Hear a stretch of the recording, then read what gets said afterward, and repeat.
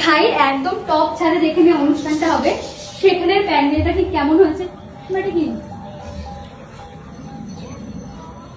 আচ্ছা, ওই দিকটা আবার বাসন টাসন মাজা হবে তার জন্য। আমি বলি কি এটা কি দিয়েছে?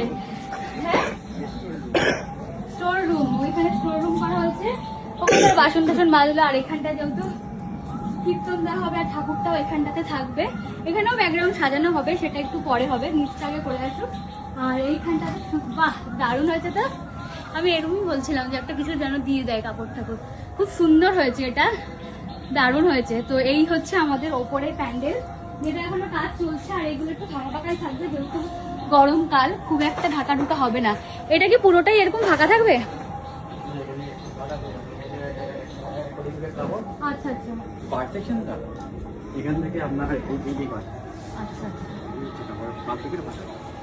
ভালো হয়েছে। গরমকাল না, তার পাখাও থাকবে, কুলারও থাকবে, তবুও মানুষের গরম লাগবে। এই অনুষ্ঠানের সময় লোকজন থাকলে গরম তো লাগেই। তো এই হচ্ছে আমাদের পুরো ছাদের আউটফিট মেন। তোমাদের কেমন লাগছে জানিও। এখনো কমপ্লিট হয়নি, এখন অনেক বাকি আছে।